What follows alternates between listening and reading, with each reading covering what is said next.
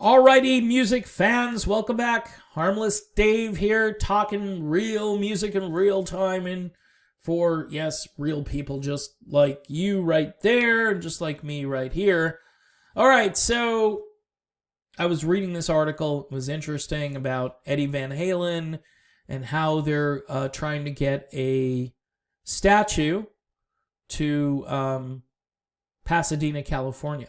And it was one of those things where I'm like, oh, this is an interesting story. But then something caught my attention, and I should already know Rolling Stone's rankings here.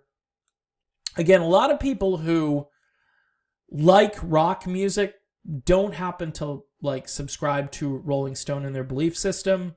And when I say that, I mean there's a certain way that these guys critique things, and it almost has to do more with the lesser known people, not necessarily because it's a travesty. In other words, more people should know about this supposed person, and that's why we're elevating them to a higher stature. Their list of guitar players, I think, is pretty good overall. There are some pretty large omissions. I didn't see Neil Schon on the list of the top 100 guitar players.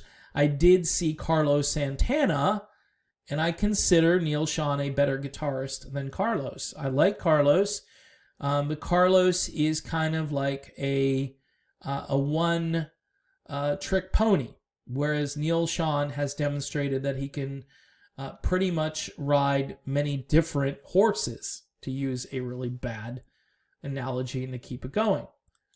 So Eddie comes in at number 8. He should be in the top 3 or 4. All right, and I'm not saying he should be number 1.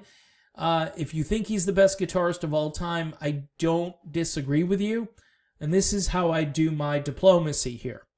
In videos from a couple years ago, I used to say, hey, so-and-so is in my top 5. But theoretically, my top 5 is like a top 50.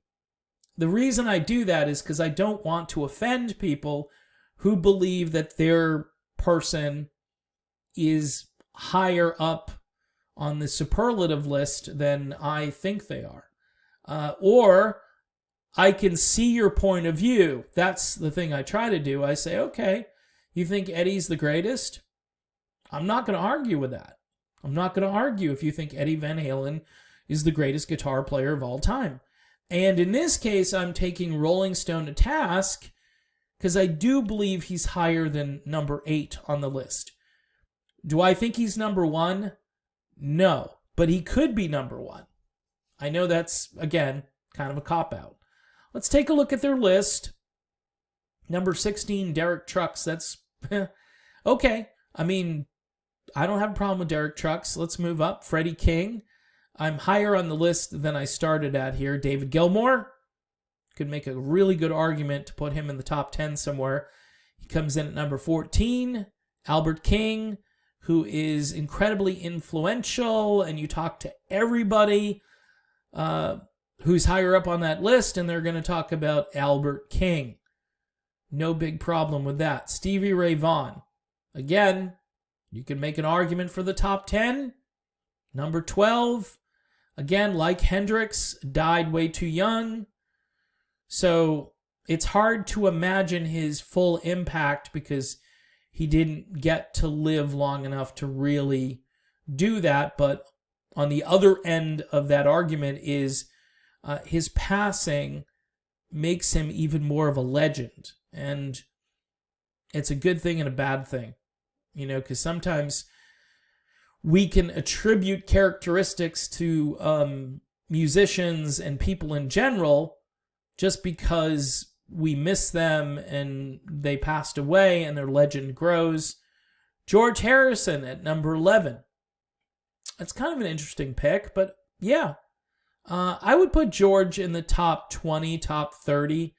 Again, I'm not saying he was a one-trick pony, but he had a very unique style.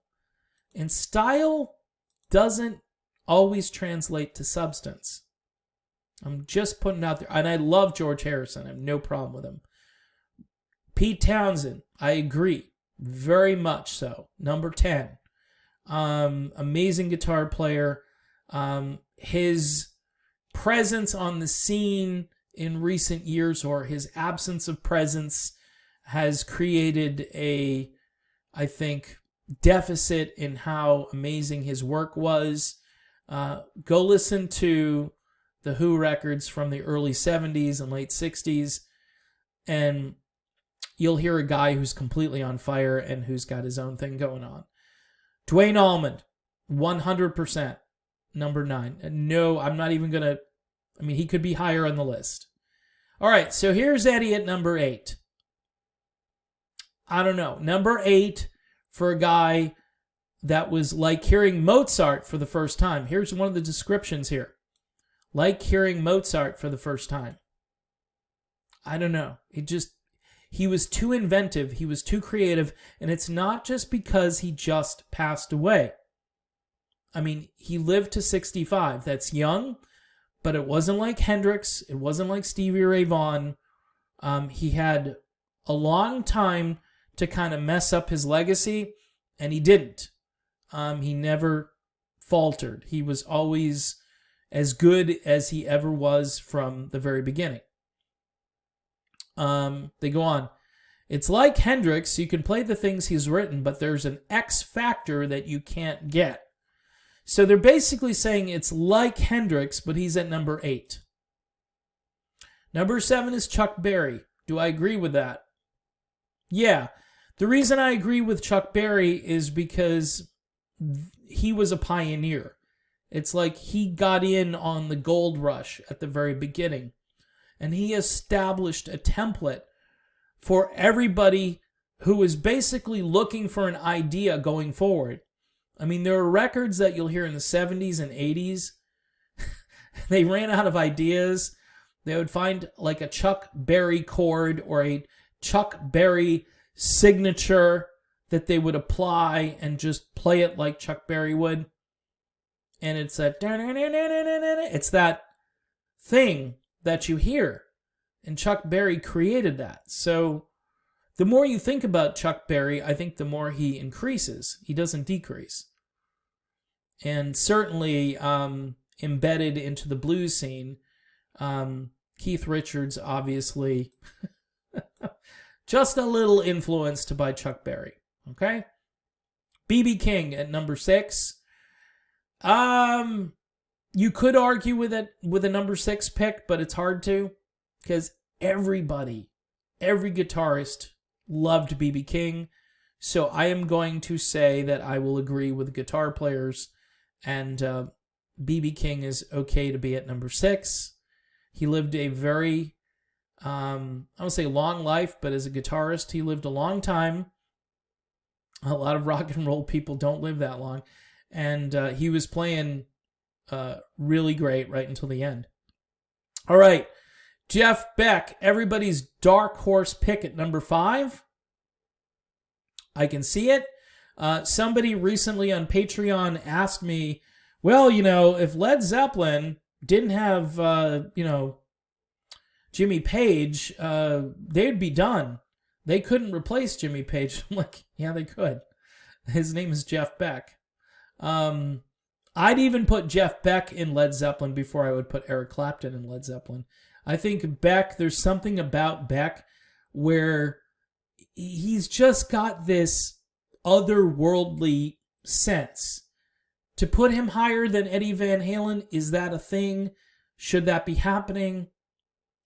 It's a purist guitarist argument, I think, and maybe Beck does finish higher than Eddie, but it's close. It's close because they both have a certain mojo, a certain intangible. So, do I agree with it? Yeah. Here's the one I have trouble with. Okay, of all the picks on this list, and I like Keith Richards. I think Keith Richards probably finishes somewhere in the top 50. To put him at number 4,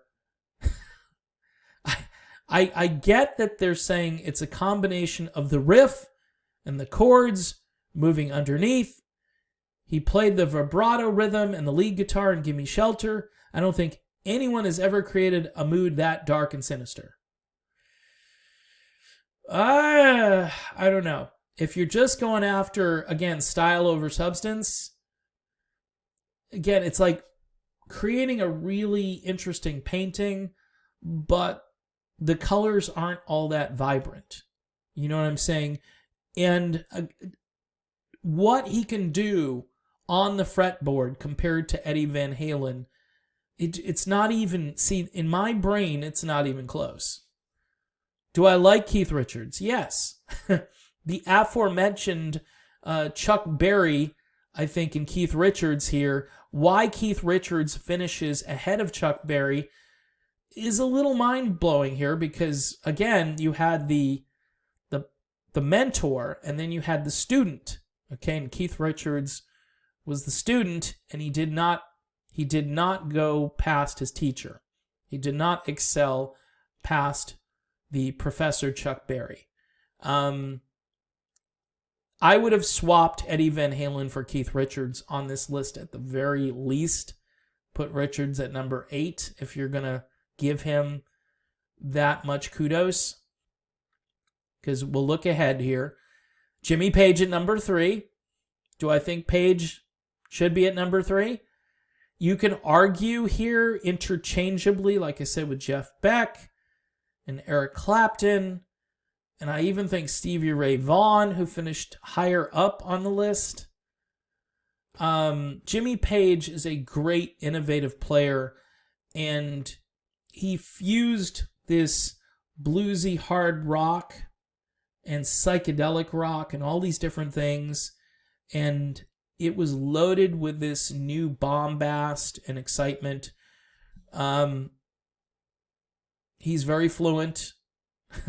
You can pretty much bank on his guitar solos being complete works of art, and he can play a lot of different styles to get there. Okay, I'll take him at number 3. I mean, tough to argue with number 3. Number 2 is kind of duh. It's Eric Clapton. Clapton, as far as endurance and legacy, you can easily put him at number 1. And there'll be people that argue who's the best guitar player of all time. Was it Clapton or was it Jimi Hendrix? Now, for pure, like, fire and brimstone, it's got to be Hendrix, okay? And a lot of people would do Hendrix, and then some people would do Hendrix, Van Halen, Clapton, Beck, Page, like that. And I would have no problem with that. Hendrix is his own island. He's his own territory, all right? And as much as, like, Eddie Van Halen poked at it a little bit, and some other people, even on the description, they said Eddie was kind of like Hendrix in a sense, because he started doing things that nobody else had done before. They're doing some things here that I don't think really give Hendrix his due. His instrument is like a divining rod of the turbulent 60s. You can hear the riots in the streets and the napalm bombs dropping in his Star-Spangled Banner. So these guys are trying to do some sentimental stuff here because a lot of the writers here from Rolling Stone, this was their generation. This is what they grew up in. This is why David Crosby was like, no! You know, when talking about Eddie Van Halen, and he had never really listened to Eddie Van Halen. And then he had to be educated by his kids or something. Hey, yeah, Eddie was pretty good, Dad. Really? You know, so to live through the Hendrix time period, though, was to kind of be intimate with everything that happened at that moment. And beyond that, though, let's just get rid of all of the platitudes and focus on the playing. The playing is just otherworldly. It's from another galaxy. And then you had the showmanship. You had the guitar on fire. You know, you had the guitar being played with Jimmy's teeth. Okay, you had all of these different things that happened. And they talk about some of the things that Hendrix did, like Little Wing, where you'd think, okay, by the way, Stevie Ray Vaughan does do some justice to Little Wing, but his catalog here was just so diverse and soulful and expressive and unique that you have to give it to him. But the whole premise of my very long video here is to say that I think I would swap Keith Richards and Eddie Van Halen, put Eddie at number 4. You could argue, some people would argue that he's a better player than Jimmy Page at number 3. I don't think he's a better player than Clapton at number 2, but I think you could make an argument that he's there. He's very close. And really, let's just be honest, I don't think anybody going forward is really going to be able to touch where Jimi Hendrix is. Not necessarily because talent-wise somebody couldn't develop that talent.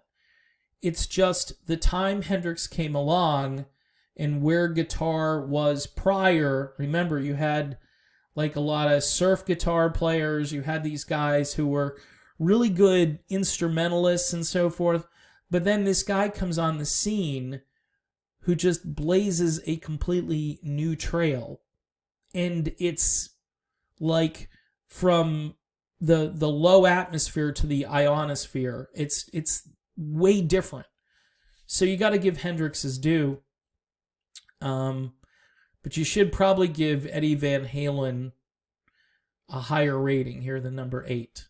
That's just my opinion, and you have yours. Maybe this list makes perfect sense to you.